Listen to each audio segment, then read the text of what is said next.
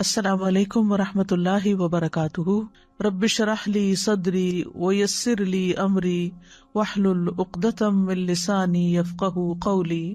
ان اللہ وملائکتہ یصلون علی النبی یا ایھا الذین آمنوا صلوا علیہ وسلموا تسلیما۔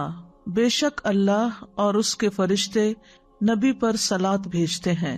اے لوگو جو ایمان لائے ہو اس پر صلات بھیجو اور سلام بھیجو، خوب سلام بھیجنا۔ پیغمبر وہ انسان ہوتے ہیں جنہیں اللہ تعالیٰ اپنی رسالت کے لیے اپنا پیغام انسانوں تک پہنچانے کے لیے چن لیتے ہیں، پھر ان کی زندگیاں اس کام کے لیے وقف ہو جاتی ہیں۔ وہ تعلیم و تدریس اور اپنی عملی زندگی کی مثال کے ذریعے لوگوں کو اللہ کی عبادت اور دنیا میں رہنے کا طریقہ سکھاتے ہیں۔ اس کے لیے وہ خوب محنت کرتے ہیں۔ جو لوگ ان کی بات نہیں مانتے ان کی مخالفت برداشت کرتے ہیں، ان کی طرف سے آنے والی اذیتیں بھی برداشت کرتے ہیں۔ ابتدا سے ہی حضرت آدم علیہ السلام کے زمانے سے ہی ایسے نبی اور رسول آتے رہے جو لوگوں کو اللہ کی باتیں بتاتے رہے۔ ان میں سے سب سے آخر میں اللہ تعالیٰ نے محمد صلی اللہ علیہ وسلم کو اپنا پیغمبر بنا کر بھیجا۔ آپ کی زندگی میں ہر قسم کے لمحات آئے، لیکن آپ صابر و شاکر بندہ بن کر رہے۔ آپ پر دین مکمل ہوا۔ آپ کا ساری انسانیت پر بہت بڑا احسان ہے کہ آپ نے تمام تر مشکلات کے باوجود اللہ کا کلام مکمل طور پر ہم سب کے لیے پہنچا دیا۔ اس احسان عظیم کا اعتراف کرتے ہوئے ہم سب پر لازم ہے کہ ہم آپ کے لیے دعائیں کریں، آپ سے محبت رکھیں، آپ کی اتباع کریں اور آپ پر کثرت سے درود و سلام بھیجیں۔ تو آج ہم درود و سلام کے موضوع پر ہی گفتگو کریں گے۔ سورۃ الاحزاب کی آیت نمبر 56 کے حوالے سے، کیا ایمان والو نبی صلی اللہ علیہ وسلم پر خوب صلاۃ و سلام بھیجو۔ اس میں ہم دیکھتے ہیں کہ اللہ سبحانہ تعالیٰ کی طرف سے بھی صلاۃ ہے، ملائکہ کی طرف سے بھی صلاۃ ہے، اور پھر ہمیں صلاۃ بھیجنے کا حکم دیا گیا ہے۔ تو اس کا مطلب کیا ہوا؟ اس کا مطلب یہ ہے کہ اللہ سبحانہ تعالیٰ مقرب فرشتوں کے پاس نبی صلی اللہ علیہ وسلم پر تعریفی کلمات بھیجتے ہیں، اور اس کے فرشتے نبی صلی اللہ علیہ وسلم پر درود بھیجتے ہیں اور آپ کے لیے دعائیں کرتے ہیں۔ تو ہمیں ایمان والوں کو یہ کہا گیا ہے کہ ہم بھی اس رسول کی تصدیق کریں، اس کی شریعت پر عمل کریں، اور بطور تحفہ آپ کی تعظیم کرتے ہوئے آپ پر درود و سلام بھیجیں۔ اس آیت سے پتہ چلتا ہے رسول اللہ صلی اللہ علیہ وسلم کے کمال کا، اللہ اور اس کی مخلوق کے ہاں آپ کے بلند درجات کا، آپ کی بلند قدر و منزلت کا، اور آپ کے بلند ذکر کا، کہ ان اللہ و ملائکتہ یصلون، اللہ سبحانہ تعالیٰ اپنے فرشتوں اور ملائے اعلیٰ کے سامنے اپنے نبی محمد صلی اللہ علیہ وسلم کی مدح و ثنا بیان کرتے ہیں، کیونکہ اللہ سبحانہ تعالیٰ آپ سے بہت محبت کرتے ہیں، اور پھر تمام فرشتے آپ کی مدح و ثنا کرتے ہیں اور نہایت عاجزی سے آپ کے لیے دعائے رحمت کرتے ہیں۔ قرطبی کہتے ہیں کہ اس آیت کے ذریعے اللہ نے اپنے رسول کو زندگی میں اور آپ کی وفات کے بعد آپ صلی اللہ علیہ وسلم کو شرف اور مرتبہ بخشا ہے، اور اپنے نزدیک آپ کے مقام کو بیان کیا ہے۔ یعنی اس آیت سے ہمیں یہ پتہ چلتا ہے کہ نبی صلی اللہ علیہ وسلم کا مقام اللہ سبحانہ تعالیٰ کے ہاں اور اللہ کے فرشتوں کے ہاں کتنا بڑا ہے۔ اللہ سبحانہ تعالیٰ نے نبی صلی اللہ علیہ وسلم کو ہمارے لیے بلکہ تمام جہان والوں کے لیے رحمت بنا کر بھیجا ہے، اور جو اللہ کی توحید کا اقرار کرنے والے آپ پر ایمان لائیں ان کے لیے نجات کا ذریعہ بنا کر بھیجا ہے، متقین کا امام بنا کر، اور تمام مخلوقات کے لیے حجت بنا کر، اور حشر میں شفاعت کرنے والا بنا کر بھیجا ہے۔ اللہ سبحانہ تعالیٰ نے آپ کو رسولوں کے سلسلے کے منقطع ہونے کے بعد بھیجا، فترت الرسل کے بعد بھیجا، پس اللہ نے ان کے ذریعے سب سے زیادہ سیدھے اور سب سے زیادہ واضح راستے کی طرف ہم سب کی رہنمائی کی۔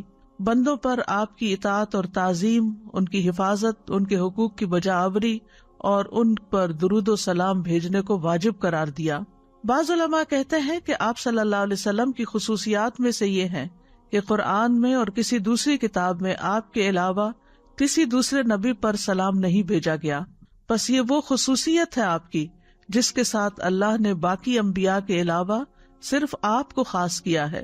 اسی طرح ابن عاشور کہتے ہیں کہ ازواج النبی کے بارے میں احکامات کے بعد یہ آیت آئی ہے، یعنی سورۃ الاحزاب میں، تو اس میں رسول اللہ صلی اللہ علیہ وسلم کی ثنا اور آپ کے مقام کی خبر دی جا رہی ہے، اور یہ کہ ان احکامات کا آپ کے مقام و مرتبہ کے مطابق اجرا ہے، یعنی نبی صلی اللہ علیہ وسلم کا جتنا بڑا مقام اور مرتبہ ہے، اسی اعتبار سے آپ سے متعلق جو احکامات ہیں ان کو سنجیدگی سے لینا چاہیے۔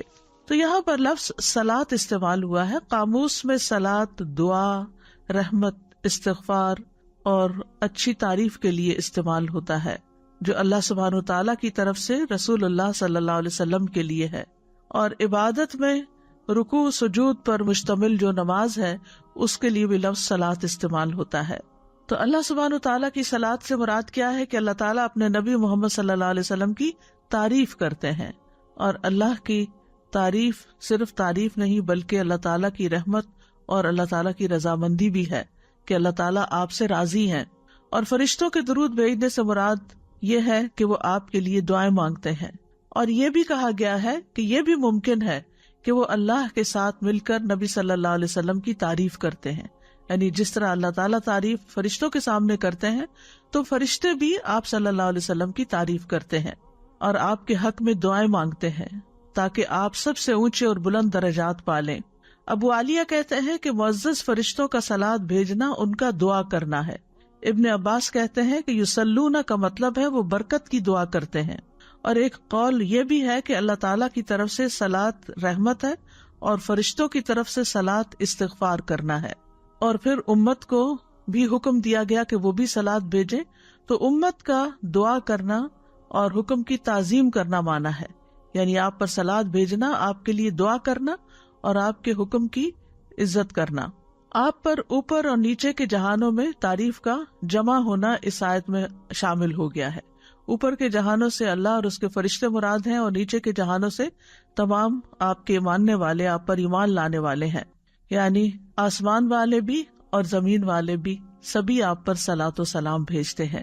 اور جس پر دونوں جہانوں کی طرف سے صلاۃ شامل ہو جائے پھر اس کی تعریف اور اس کے مقام اور اس کے مرتبے کا کیا کہنا۔ تو ہمیں تمام اہل ایمان کو، اولین و آخرین جو ہیں، سب کو یہ حکم دیا گیا ہے یا ایھا الذین آمنوا کہہ کے، کیونکہ جب یا ایھا الذین آمنوا کہہ کے پکارا جاتا ہے تو اس میں کوئی اہم کام بتایا جاتا ہے، اور اس میں صرف پکارا ہی نہیں جاتا بلکہ اس حکم پر عمل کرنے کی دعوت دی جاتی ہے۔ یہی وجہ ہے کہ ابن مسعود کہتے ہیں رضی اللہ عنہ کہ جب اللہ تعالیٰ یا ایھا الذین آمنوا فرمائے تو اپنے کان لگا دے، پوری توجہ کریں اس بات کی طرف، کان لگا کر سنیں، یا تو وہ کوئی بھلائی کی بات ہوگی جس کا حکم دیا جا رہا ہوگا، یا کوئی شر ہوگا جس سے منع کیا جا رہا ہوگا۔ اور ایمان کی صفت کو بیان کرنا، یعنی یا ایھا الذین آمنوا، ایمان کی نسبت سے پکارنا ایک حکم پر آمادہ کرنے کے ساتھ ساتھ اس بات کی بھی دلیل ہے کہ یہ حکم ایمان کے تقاضوں میں سے ہے، یعنی اگر آپ ایمان لائے ہیں تو پھر آپ کو یہ بات ماننی ہوگی، اور اللہ تعالیٰ کی نافرمانی کرنا ایمان میں نقص اور کمی کا باعث ہوتا ہے، اور جب ایمان کی کمی ہوتی ہے تو پھر اطاعت بھی کم ہونے لگتی ہے۔ تو یا ایھا الذین آمنوا صلوا علیہ، یعنی اے ایمان والو آپ کے لیے رحمت کی دعائیں کریں، آپ کی تعظیم کریں، آپ کے درجات کی بلندی کی دعائیں کریں۔ اور رسول اللہ صلی اللہ علیہ وسلم کی اوپر جو صلاۃ کی صفت ہے وہ سنت سے بھی ثابت ہے، اور یہ ہر وقت پڑھنا جائز ہے، اور بہت سے علماء نے نماز میں اس کو پڑھنا واجب قرار دیا ہے، یعنی اگر نماز میں درود شریف شامل نہ کیا تو نماز ادھوری رہ جائے گی، ناقص ہوگی، نماز ہی نہیں ہوگی۔ ابن قیم رحمہ اللہ کہتے ہیں نبی صلی اللہ علیہ وسلم پر اللہ کے صلاۃ بھیجنے سے مراد اللہ تعالیٰ کا آپ کی تعریف کرنا ہے، آپ کی دیکھ بھال کرنا ہے، آپ کے شرف کو ظاہر کرنا ہے، اور آپ کی فضیلت اور حرمت کو ظاہر کرنا ہے کہ آپ کی بہت عزت ہے، اللہ کے ہاں بہت بڑا مقام ہے۔ اور ہمارا آپ پر صلاۃ بھیجنا یہ ہے کہ ہم اللہ سے دعا کرتے ہیں، مطالبہ کرتے ہیں کہ اے اللہ ہمارے نبی کی اور بھی زیادہ تعریف کر۔ سبحان اللہ، کتنا خوبصورت معنی ابن قیم نے بتایا ہے کہ اللہ تعالیٰ تعریف کرتے ہیں تو ہم کیا دعا کرتے ہیں کہ اللہ تعالیٰ اور تعریف کرے ہمارے پیغمبر کی، اور اللہ تعالیٰ آپ کی فضیلت اور شرف کو ظاہر کرے اور آپ کی تکریم اور اپنی قربت کا اظہار کرے۔ تو بہرحال اس سے مراد خاص درود کے جو کلمات ہیں وہ پڑھنے کی طرف اشارہ ہے، کیونکہ جب یہ آیت نازل ہوئی تو صحابہ نے آپ سے سوال کیا، یعنی کیفیت الصلاۃ کے بارے میں، تو آپ نے صلاۃ کا صیغہ سکھا دیا کہ کس طرح پھر درود پڑھنا ہے، کہ اللہم صلی علی محمد وعلی ازواجہ وذریتہ اور دیگر جو درود ابراہیمی ہے. تو کئی ایک سیغے ہیں، سیغے سے مراد کئی ایک ورژنز ہیں جن میں صلات کا طریقہ بتایا گیا ہے کہ کس طرح صلات بھیجو. یعنی صرف کہہ کے نہیں چھوڑ دیا گیا بلکہ طریقہ بھی سکھایا گیا کہ کس طریقے پر صلات بھیجی جائے. وسلموا تسلیما، اور آپ کو خوب خوب سلام بھی بھیجے، سلام کا تحفہ دے. یعنی جیسے ہم نماز میں کہتے ہیں السلام علیکہ ایھا النبی ورحمۃ اللہ وبرکاتہ، تو السلام کا لفظ جو ہے مصدر ہے عربی زبان میں، اور اس کا معنی ہوتا ہے کمیوں، نقائص اور آفات سے پاک ہونا. اور تسلیم کا معنی بھی سلام ہے، وسلموا تسلیما، یعنی تسلیم کا معنی بھی سلام ہی ہے، وہ اس کا مصدر ہو گیا. اور مراد یہ ہے کہ آپ ہر طرح کی تکلیفوں اور آفتوں سے محفوظ رہیں اور نقائص سے پاک رہیں. اور جب ہم کہتے ہیں اللہم سلم علی محمد، تو اس کا مطلب یہ ہے اے اللہ محمد صلی اللہ علیہ وسلم کے لیے آپ کی دعوت میں اور آپ کی امت میں اور آپ کے ذکر میں ہر نقص سے سلامتی لکھ لے. یعنی آپ کو سلامت رکھ کس کس چیز میں؟ آپ کی دعوت میں، یعنی جو آپ نے دین کی دعوت دی، اور آپ کی امت کو بھی سلامت رکھ، اور آپ کے ذکر کو سلامت رکھ، ہر قسم کے نقص سے سلامتی عطا کر. تو یوں جب سے آپ صلی اللہ علیہ وسلم نبی بنے ہیں اور جب سے یہ درود کا حکم آیا ہے، جب سے آپ پر درود بھیجا جا رہا ہے اور یہ دعائیں مستقل ہوتی چلی جا رہی ہیں، تو گزرتے دنوں کے ساتھ ساتھ آپ کے مرتبے اور شرف میں بھی اضافہ ہوتا چلا جا رہا ہے، اور آپ کی امت کی تعداد میں بھی اضافہ ہوتا چلا جا رہا ہے، اور آپ کا ذکر خیر ہر جگہ بلند ہو رہا ہے. دنیا کا کوئی علاقہ اب ایسا نہیں کہ جہاں مساجد نہ ہوں، اور وہاں پر اشہد ان لا الہ الا اللہ کے بعد اشہد ان محمدًا عبدہ ورسولہ نہ کہا جائے. اور پھر اذان سننے کے بعد جو دعا ہے تو اس میں درود شریف بھی ہے، اور اس میں اللہم رب ھذہ الدعوۃ التامہ میں وآت محمدا الوسیلۃ والفضیلۃ وابعثہ مقاما محمودا، مقام محمود کی دعا بھی آپ کے لیے کی گئی ہے. تو نبی صلی اللہ علیہ وسلم کے لیے سلامتی کی دعائیں کرنا ہم سب کے لیے لازم قرار پایا کہ آپ کے جسم کی سلامتی، آپ کے دین کی سلامتی، آخرت کے دن کی سلامتی. اور پھر یہ کہ السلام کا لفظ جو ہے یہ اللہ کے اسماء حسنی میں سے بھی ہے، یعنی اللہ تعالیٰ سلامتی دینے والا ہے. السلام علی النبی کا مطلب ہے آپ کے لیے ہر آنے والی آفت سے آپ کو سلامتی عطا ہو. نہ صرف یہ کہ دنیا میں بلکہ قیامت کے دن کی ہولناکیوں سے بھی، پلسرات وغیرہ سے بھی، یعنی ہر جگہ آپ سلامت ہو. پھر اسی طرح آپ کی شریعت سلامت رہے، آپ کی سنت کی حفاظت ہو، اور بیکار اور ایسے لوگ جو نبی صلی اللہ علیہ وسلم کی عزت نہیں کرتے، ان کے ہاتھوں شریعت اور سنت کی بے حرمتی سے بھی بچنے کی دعا ہے ایک طرح سے. تو بہرحال یہ صلاۃ و سلام جو ہے اس کو ہم اردو میں درود پڑھنا کہتے ہیں، یعنی عام جو مفہوم ہے اس کا وہ درود پڑھنا ہے. تو اللہ اور اس کے فرشتے آپ پر درود بھیجتے ہیں، جیسے سورۃ الاحزاب کی آیت نمبر 43 میں بھی آتا ہے هو الذی یصلی علیکم وملائکتہ لیخرجکم من الظلمات الی النور وکان بالمؤمنین رحیما. وہی ہے جو تم پر صلات بھیجتا ہے اور اس کے فرشتے، تاکہ وہ تمہیں اندھیروں سے روشنی کی طرف نکال لائے، اور وہ ایمان والوں پر ہمیشہ سے نہایت مہربان ہے. اور نبی صلی اللہ علیہ وسلم پر درود بھیجنا اللہ کے حکم کی تعمیل ہے، یعنی جب ہمیں کہا گیا یا ایھا الذین آمنوا، تو پھر ہم اپنے کان لگا کر سنتے ہیں اور پھر یہ درود شریف پڑھتے بھی ہیں. تو شیخ سعدی کہتے ہیں کہ آپ علیہم الصلاۃ والسلام پر درود بھیجنا اللہ سبحانہ تعالیٰ اور اس کے فرشتوں کی اقتداء ہے، پیروی ہے، اور جو حقوق آپ کے ہم پر عائد ہوتے ہیں، یعنی آپ نے جو قربانیاں کی اور ان سے ہم جو فائدہ اٹھا رہے ہیں، تو اس کا بدلہ دینا بھی ہے. کیونکہ اب ہم زندگی میں تو آپ کو جا کر نہ سلام کر سکتے ہیں کیونکہ ہم آپ کے بعد دنیا میں آئے ہیں، نہ ہی آپ کو کسی اور شکل میں کوئی اس کا بدلہ دے سکتے ہیں، تو ہم آپ کو دعا ہی دے سکتے ہیں. اور جو شخص دل سے کسی کو دعا دیتا ہے وہ گویا اس کے احسان کا بدلہ دیتا ہے. اور پھر اس کے ساتھ ساتھ صرف یہ نہیں کہ دعا ہے اور احسان کا کوئی بدلہ چکا رہے ہیں، بلکہ یہ پڑھنا ہمارے اپنے ہی لیے فائدہ مند ہے، کیونکہ درود پڑھنے سے نیکیاں بڑھ جاتی ہیں اور گناہوں کا کفارہ ہو جاتا ہے. درود پڑھنا جو ہے ایمان کی علامت ہے، کیونکہ نبی صلی اللہ علیہ وسلم نے فرمایا تم میں سے کوئی شخص مومن نہیں ہو سکتا جب تک میں اس کے نزدیک اس کے والد، اس کی اولاد اور تمام لوگوں سے زیادہ محبوب نہ ہو جاؤں. تو گویا جب ہم آپ پر درود بھیجتے ہیں تو وہ ہماری محبت کا اظہار بھی ہوتا ہے. یعنی محبت کے تقاضوں میں سے ایک تقاضا کیا ہے کہ ہم آپ پر درود بھیجیں. اور نیک اور تقرب والے اعمال میں سے بھی ہے۔ پھر اسی طرح نبی صلی اللہ علیہ وسلم پر درود بھیجنا آپ کی عزت کرنے کی علامات میں سے بھی ہے، یعنی جہاں ہم آپ سے محبت کرتے ہیں اس محبت کو درود کے ذریعے ظاہر کرتے ہیں۔ اسی طرح قرآن مجید میں جو ہمیں حکم ملا ہے کہ ہم آپ کی عزت کریں، تو یہ عزت کی علامت بھی ہے۔ اللہ تعالیٰ فرماتے ہیں لِتُؤْمِنُوا بِاللَّهِ وَرَسُولِهِ وَتُعَزِّرُوهُ وَتُوَقِّرُوهُ وَتُسَبِّحُوهُ بُكْرَةً وَأَصِيلًا، تاکہ تم اللہ اور اس کے رسول پر ایمان لاؤ، اس کی مدد کرو، اس کی تعظیم کرو، اور دن کے شروع اور آخر میں اس کی تسبیح کرو، یعنی اللہ سبحانہ وتعالیٰ کی تسبیح کرو۔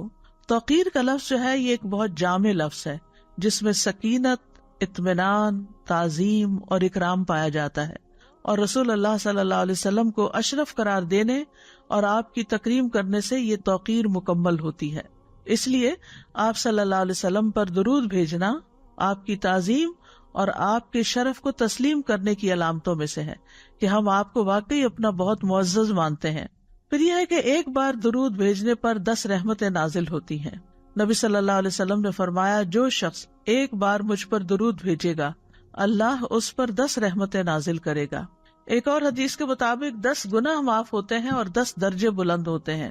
رسول اللہ صلی اللہ علیہ وسلم نے فرمایا جو شخص مجھ پر ایک مرتبہ درود بھیجے گا تو اللہ تعالیٰ اس پر 10 مرتبہ رحمتیں نازل کرے گا، اور ہم سب رحمت کے کتنے محتاج ہیں۔ اگر اللہ کی رحمت آ جائے تو ہماری ساری مشکلیں آسان ہو جائیں، ہمارے سارے کام بن جائیں۔ اور پھر فرمایا اور اس کے 10 گناہ معاف ہوں گے اور اس کے 10 درجات بلند ہوں گے۔ اللہ تعالیٰ کی رحمت کے فوری حصول کا ذریعہ ہے۔ رسول اللہ صلی اللہ علیہ وسلم نے فرمایا جو شخص میری امت میں مجھ پر اخلاص سے دل سے ایک بار درود پڑھے گا تو اللہ تعالیٰ اس کی وجہ سے اس پر 10 رحمتیں بھیجے گا۔ لیکن یہاں آپ دیکھ رہے ہیں شرط اخلاص کی شرط ہے۔ بعض اوقات ہم درود شریف پڑھ رہے ہوتے ہیں لیکن ایک دفعہ بھی نہیں سوچتے کہ کیا کہہ رہے ہیں، صرف زبان چلتی رہتی ہے، نہ دل حاضر ہے اور نہ ہی دماغ حاضر ہے، اور نہ ہی ہم کوئی سوچ سمجھ کے وہ کام کر رہے ہوتے ہیں۔ تو جو سوچ سمجھ کر یہ کام کرے اور اللہ تعالیٰ کے ساتھ اخلاص برتتے ہوئے اور پوری توجہ سے، تو اللہ تعالیٰ اس پر 10 رحمتیں بھیجے گا، اور اس کی وجہ سے اس کے 10 درجے بلند فرمائے گا، اور اس کی وجہ سے اس کے لیے 10 نیکیاں لکھ دے گا، اور اس کی وجہ سے اس کے 10 گناہ معاف فرما دے گا۔ پھر اسی طرح فرشتوں کی دعائیں ملتی ہیں جو شخص درود پڑھتا ہے اس کو۔ عبداللہ بن عامر بن ربیعہ اپنے والد سے روایت کرتے ہیں، وہ کہتے ہیں کہ میں نے رسول اللہ صلی اللہ علیہ وسلم سے سنا، آپ خطبہ دیتے ہوئے فرما رہے تھے کہ جو شخص مجھ پر درود پڑھے تو جب تک وہ مجھ پر درود پڑھتا رہے گا فرشتے اس پر درود پڑھتے رہیں گے۔ اب انسان کی مرضی ہے کہ کم پڑھے یا زیادہ پڑھے، یعنی اگر آپ کو فرشتوں کی دعائیں زیادہ لینی ہے تو زیادہ درود پڑھ لیں، کم لینی ہے تو کم پڑھ لیں۔ پھر اسی طرح ایک اور روایت کے مطابق درود کی وجہ سے اللہ کافی ہو جاتا ہے۔ ایک شخص نے عرض کیا اے اللہ کے رسول، کیا میں اپنی دعا کا 1/3 حصہ آپ پر درود پڑھنے کے لیے مقرر کر دوں؟ آپ نے فرمایا ہاں اگر تم چاہو۔ اس نے عرض کیا 2/3 کر دوں؟ آپ نے فرمایا ہاں اگر تم چاہو۔ اس نے کہا اگر میں ساری دعا درود کے لیے مقرر کر دوں؟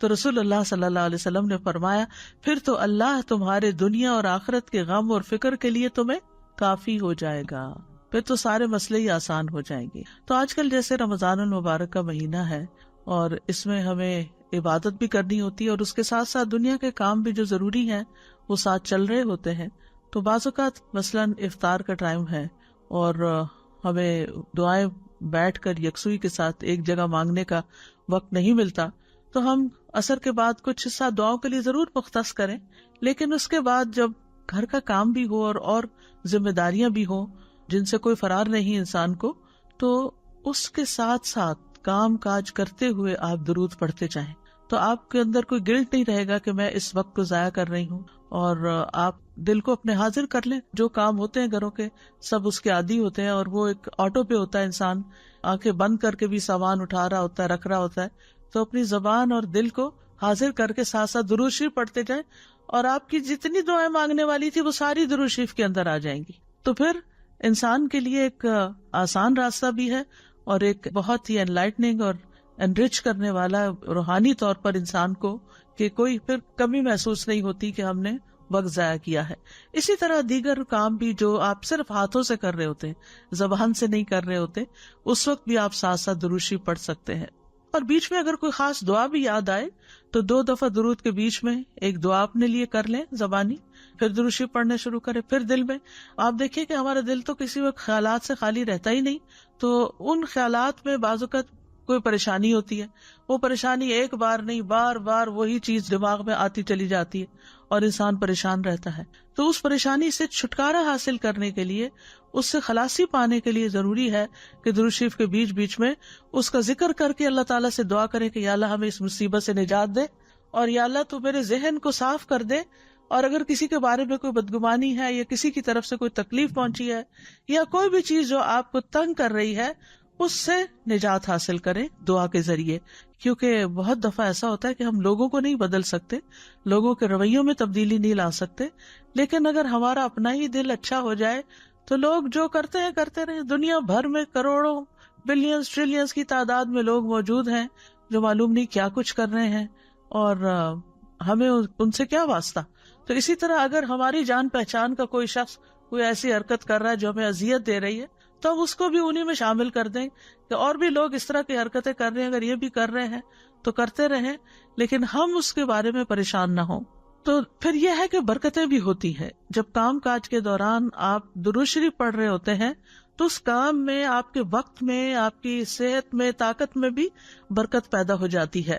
رسول اللہ صلی اللہ علیہ وسلم نے فرمایا، مجھ پر درود بھیجا کرو، کیونکہ مجھ پر درود بھیجنا تمہارے لیے باعث برکت ہے، اور میرے لیے اللہ سے وسیلہ کا بھی سوال کیا کرو. وسیلہ جنت میں ایک مقام ہے جو صرف ایک شخص کو ملے گا، اور نبی صلی اللہ علیہ وسلم فرماتے ہیں مجھے امید ہے کہ وہ میں ہوگا.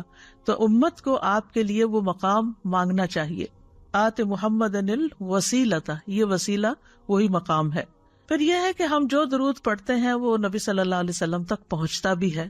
رسول اللہ صلی اللہ علیہ وسلم نے فرمایا، جو شخص ایک بار مجھ پر درود بھیجے گا، اللہ اس پر 10 رحمتیں نازل کرے گا.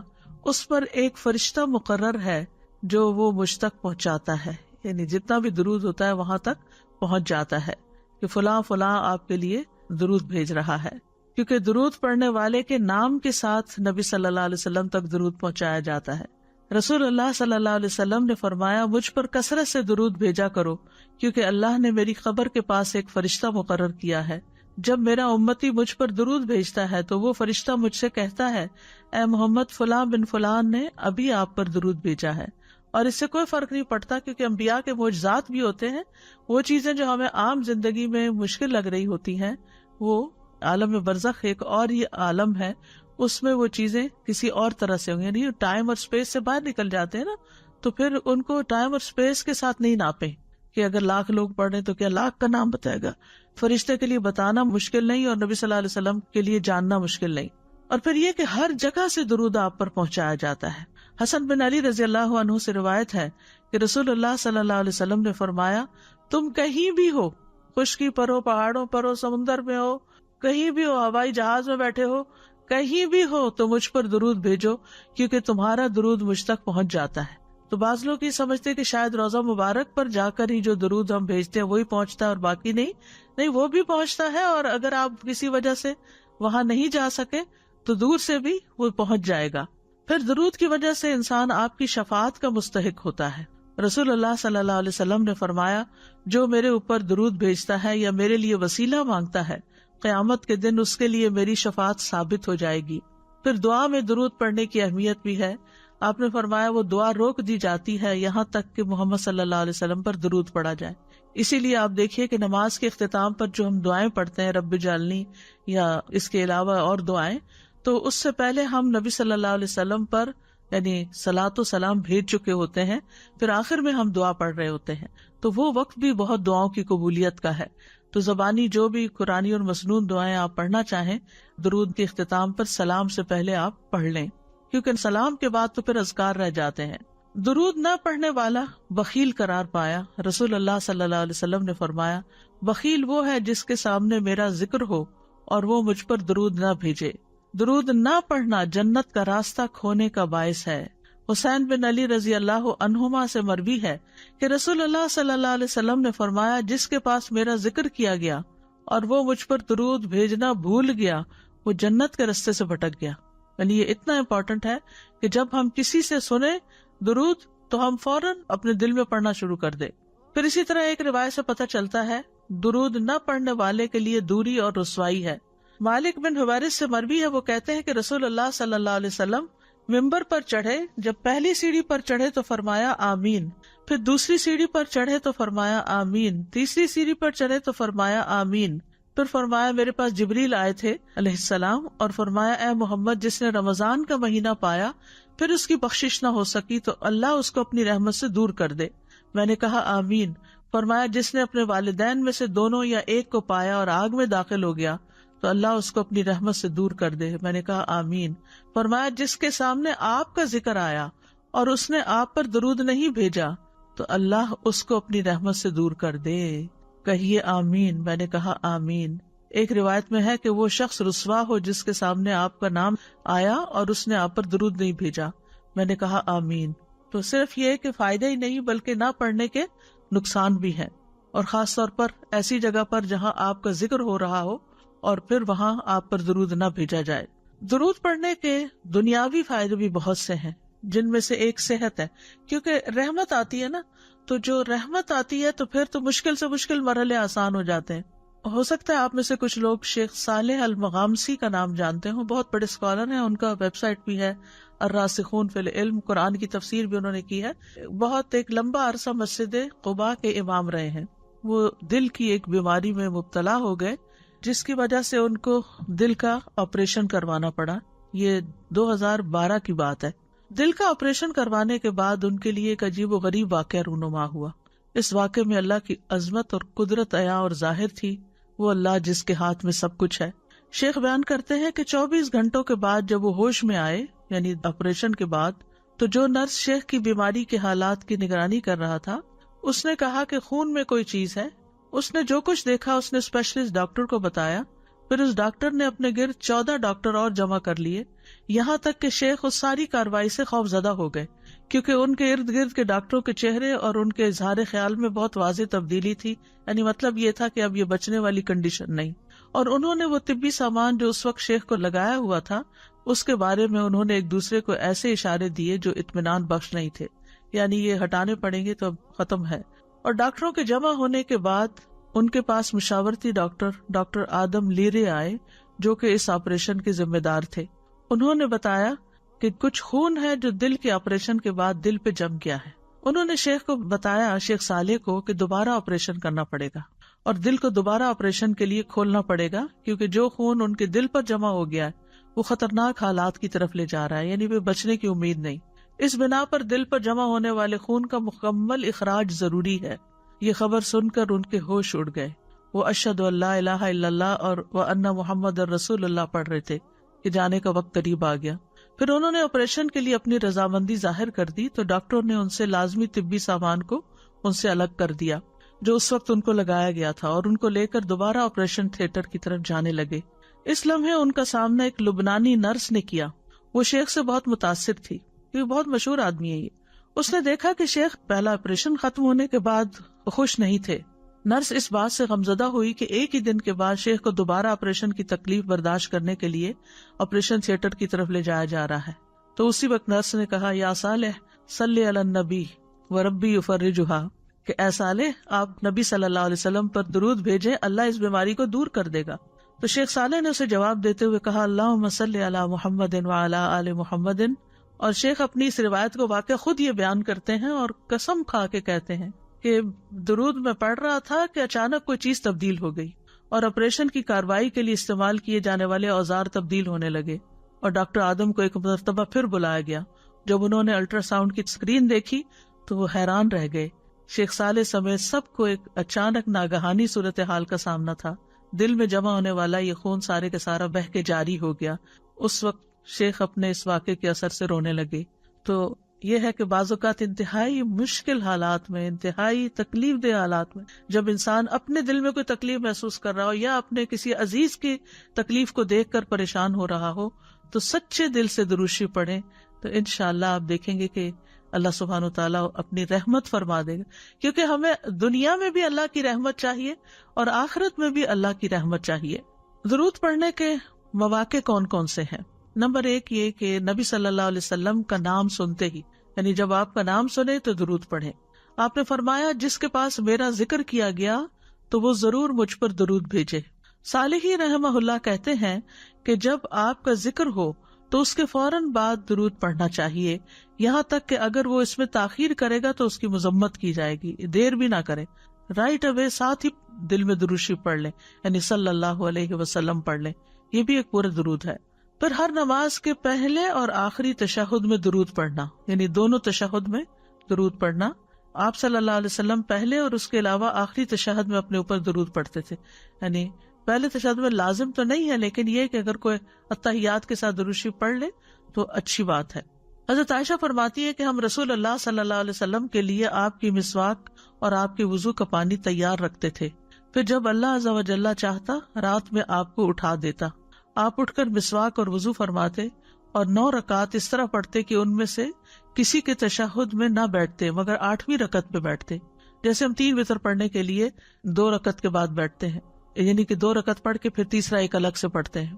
تو نبی صلی اللہ علیہ وسلم اللہ کی حمد کرتے، درود پڑھتے اور پھر دعائیں بھی کرتے، پھر 9ویں رکعت بیٹھ کر پڑھتے، اللہ کی حمد و ثنا فرماتے، اس کے نبی پر درود پڑھتے، دعائیں کرتے، پھر اتنی آواز سے سلام کہتے کہ ہمیں سنائی دیتا، پھر بیٹھ کر 2 رکعتیں پڑھتے تھے، یعنی وتر کے بعد پھر 2 رکعتیں پڑھتے تھے۔ شیخ البانی کہتے ہیں کہ اس میں صریح دلیل ہے کہ آپ صلی اللہ علیہ وسلم نے پہلے تشہد میں بھی اپنی ذات پر درود پڑھا جیسا کہ دوسرے تشہد میں پڑھا، تو یہ ایک نایاب فائدہ ہے جو اس روایت سے ملتا ہے۔ اور یہ نہیں کہا جا سکتا کہ یہ صرف تہجد کی نماز کے لیے ہے، تہجد کی نماز نفل ہے، تو نماز ہے، فرض اور نفل کا فرق کیے بغیر جو ایک کام ایک نماز میں کیا جائے گا وہ دوسری میں بھی کیا جا سکتا ہے۔ پھر اسی طرح دعا سے پہلے رسول اللہ صلی اللہ علیہ وسلم نے ایک آدمی کو نماز میں دعا کرتے ہوئے سنا، اس نے نہ اللہ عز و جل کا ذکر کیا، نہ ہی نبی صلی اللہ علیہ وسلم پر درود بھیجا، یعنی نہ تسبیح کی نہ درود پڑا، تو آپ نے فرمایا اس نے جلد بازی سے کام لیا ہے۔ پھر اسے بلایا اور اسے اور دوسروں سے فرمایا جب تم میں سے کوئی شخص نماز پڑھے تو پہلے اپنے رب کی تعریف اور حمد و ثنا کرے، پھر نبی صلی اللہ علیہ وسلم پر درود پڑھے، اس کے بعد جو چاہے دعا مانگے۔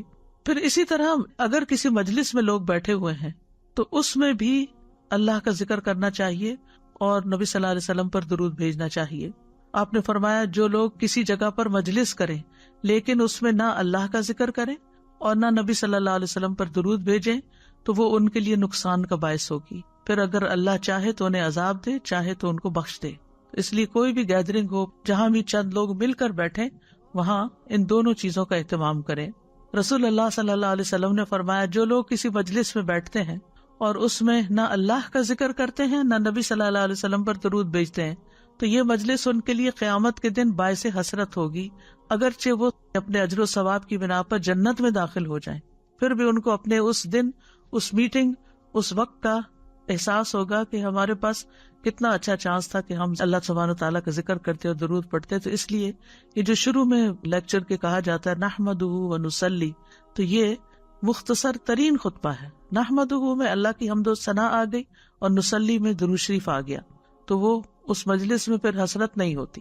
پھر اسی طرح مؤذن کی آواز سن کر، یعنی اذان سن کر، عبداللہ ابن عمرو بن العاص سے روایت ہے کہ انہوں نے نبی صلی اللہ علیہ وسلم کو فرماتے ہوئے سنا جب تم مؤذن کو سنو تو اسی طرح کہو جیسے وہ کہتا ہے، پھر مجھ پر درود بھیجو، کیونکہ جو مجھ پر ایک دفعہ درود بھیجتا ہے اللہ اس کے بدلے میں اس پر 10 رحمتیں نازل فرماتا ہے۔ تو چاہیے کہ ہم جتنا بھی درود پڑھ رہے ہیں اس کی کوانٹٹی میں اور اضافہ کر لیں، یعنی اپنی روٹین میں، اور اس روٹین میں یہ بھی شامل ہے کہ ہم اذان کے بعد لازم کر لیں اپنے اوپر۔ پھر مسجد میں داخل ہوتے وقت نبی صلی اللہ علیہ وسلم جب مسجد میں داخل ہوتے تو پہلے درود و سلام پڑھتے، پھر یہ دعا پڑھتے اللہم اغفر لی ذنوبی وافتح لی ابواب رحمتک۔ پھر صفا مروہ کی سعی کرتے وقت آپ نے فرمایا پھر 7 بار اللہ اکبر کہو، ہر 2 تکبیروں کے درمیان اللہ کی حمد و ثنا کرو اور نبی صلی اللہ علیہ وسلم پر درود بھیجو اور اپنے لیے بھی دعا مانگو، اور مروہ پہاڑی پر بھی ایسا ہی کرو۔ پھر جمعے کے دن اور رات کو آپ صلی اللہ علیہ وسلم نے فرمایا جمعہ کے دن اور رات کو کثرت سے مجھ پر درود پڑھا کرو، پس جو آدمی مجھ پر ایک دفعہ درود بھیجے گا اللہ اس پر 7 رحمتیں نازل کرے گا۔ پھر اسی طرح نماز جنازہ کی دوسری تکبیر کے بعد بھی درود پڑھنا چاہیے۔ قنوت نازلہ پڑھتے وقت نبی صلی اللہ علیہ وسلم پر درود بھیجا جاتا تھا۔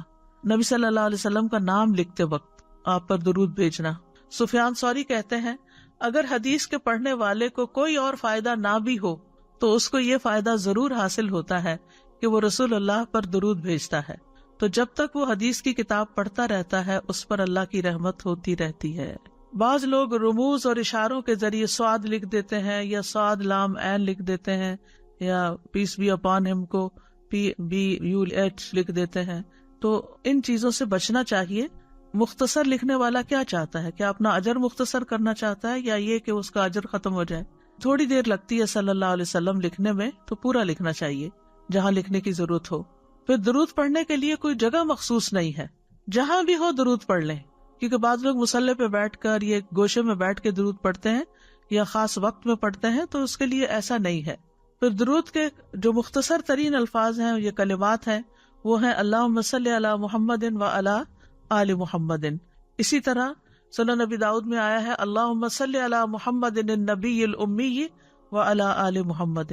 اسی طرح اللہم صلی وسلم و بارک علی محمد۔ پھر اسی طرح درود ابراہیمی ہے اللہم صلی علی محمد و علی آل محمد کما صلیت علی ابراہیم و علی آل ابراہیم انک حمید مجید۔ اللہم بارک علی محمد و علی آل محمد کما بارکت علی ابراہیم و علی آل ابراہیم انک حمید مجید۔ پھر اسی طرح مختصر درود ابراہیمی بھی ہے اللہم صلی علی محمد و علی آل محمد کما صلیت علی آل ابراہیم و بارک علی محمد و علی آل محمد کما بارکت علی آل ابراہیم فی العالمین انک حمید مجید۔ اسی طرح درود کے اور بھی مختلف الفاظ ہیں جن میں آپ کی ازواج اور ذریت بھی شامل ہے۔ اللہم صلی علی محمد و ازواجہ و ذریتہ کما صلیت علی آل ابراہیم و بارک علی محمد و ازواجہ و ذریتہ کما بارکت علی ابراہیم انک حمید مجید۔ اسی طرح لوگوں نے کچھ درود خود سے بھی بنا لیے ہیں، لیکن بہتر یہی ہے کہ مسنون درود ہی پڑھا جائے۔ اور جہاں تک سلام بھیجنے کا تعلق ہے تو آپ تشہد میں پڑھتے ہیں السلام علیکہ ایھا النبی ورحمۃ اللہ وبرکاتہ، تو یہ درود اور سلام نبی صلی اللہ علیہ وسلم تک پہنچ جاتا ہے۔ السلام تو اللہ کے ناموں میں سے ایک ہے، جس کا مطلب یہ ہے کہ اللہ کی رحمتیں ہوں آپ پر، اور اللہ آپ کا محافظ اور اللہ آپ کا نگہبان ہو، آپ کی حفاظت فرمائے۔ اور جو آپ پر سلام بھیجے اس کے بارے میں آپ نے فرمایا جبریل میرے پاس آئے، انہوں نے مجھے خوشخبری سنائی کہ بے شک اللہ عز و جل فرماتے ہیں کہ جو شخص آپ پر درود بھیجے گا میں اس پر اپنی رحمت نازل کروں گا، اور جو شخص آپ پر سلام بھیجے گا میں اسے سلامتی دوں گا۔ اس پر میں نے اللہ عز و جل کے لیے سجدہ شکر ادا کیا۔ پھر اسی طرح زمین میں کچھ فرشتے گھومتے پھرتے رہتے ہیں اور آپ کی امت کا سلام آپ کو پہنچاتے رہتے ہیں، یہ بات مسند احمد سے پتہ چلتی ہے۔